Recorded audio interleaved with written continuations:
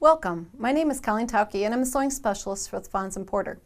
In this video tutorial, I'm going to show you how to use the Apple Core template to create a quilt like this behind me. Okay, the template here that we have on the Sewing Center is the Apple Core template, and it finishes to a 9-inch block. And you'll see the curved outer edge and the inside curves that we need to create. Curves are always a challenge, but don't they make just such a wonderful quilt? Now, we need to cut pieces that look like the Apple Core, but we also have on our template, it's marked for cutting the fill-in pieces that go along the outer edge of our quilt. So I'm going to demonstrate how we create and cut those pieces. Okay, I'm using a rotating mat, which can be very helpful so that we're always cutting away from ourselves. The pattern for To the Core was created to work with 10-inch pre-cut squares, but you could also use yardage. It would be a great scrap quilt if you have a great collection of fabrics. The first thing we're going to do is we're going to cut the actual Apple Core shape itself. So we're going to position it on our fabrics. And I'm going to use a smaller blade rotary cutter at this point. The inside curve, it is more accurate if you were to use, are using a smaller blade. It goes up closer to the template, and the whole point of the template is to get that great accuracy in your cutting. So position it so that you can always cut away from yourself. Whoops, make sure that you stay right up next to the template. Rotate it gently. This is a quilt where you're going to want to cut just one layer of fabric at a time to get that nice, precise cut. And work your way around all the way. It might be a time even make sure that your blade on your rotary cutter is good and sharp. You don't want any skipped threads when you're cutting things like this. Okay, so we should, at this point, now have a nice, clean Apple Core shape like that. So there's our first piece. Now we also have what we call the fill-in pieces that go on the outer edge to make our quilt a rectangle. So what we can do is align the white edged etched line on our template with the outer edge of, for say here at our 10-inch block, and we can cut fill-in shapes, and you would follow your pattern for the number of fill-in shapes that you would need for your specific size quilt. Or if you were getting into the design and do your own, you can calculate the number needed. But then you have shapes like this that are the fill-ins. Okay, now that you go through and cut all your fabrics, now it's time to do some seaming. The fun part is these are curve seams, and they always seem a bit scary when we're first starting out working with curves, but if we attack them one step at a time, we'll have no problem.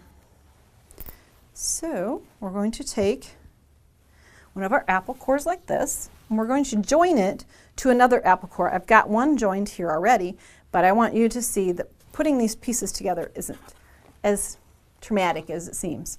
On the back side of our pieces, we want to go in, and I've just quickly marked the halfway point using a ruler to find the centers of each of my curves, the inside and the outside curve of this block. So you can come in with a marking tool and mark your centers. You could also do the same just by a simple fold. Just depends on what you feel most comfortable doing.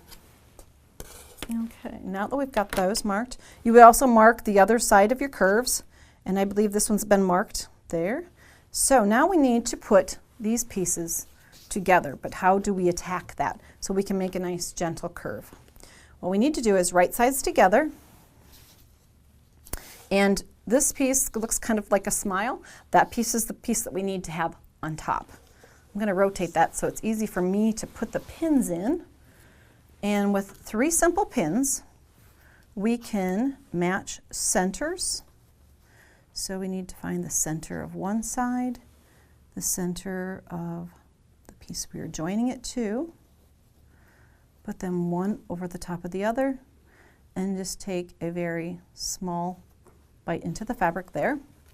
Now we align the outer edge, the corners here, And here we can take just a little bit bigger bite into the fabric to kind of stabilize the swing between those pieces. We'll do the same on this side. And then I'll show you what we're going to tackle at the machine. Okay, we're going to lay this down. This is what we're trying to join right here, this curve. And yes, this seems like a lot of fullness, but the pieces have been engineered so the seam allowances will overlap.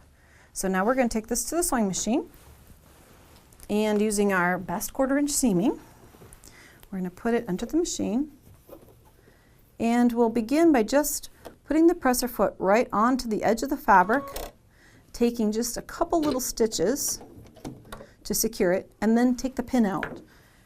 It's done its work. It got us under the presser foot, the pieces are still aligned, and now we'll just do a really even 1/4 inch seam along that cut edge, stopping every once in a while to kind of readjust.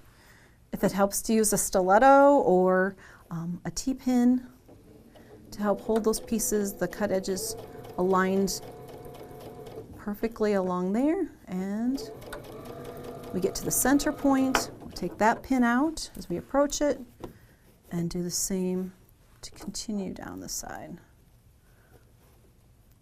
Now the first couple of pieces, you're going to want to practice the scale before you jump into doing the entire quilt.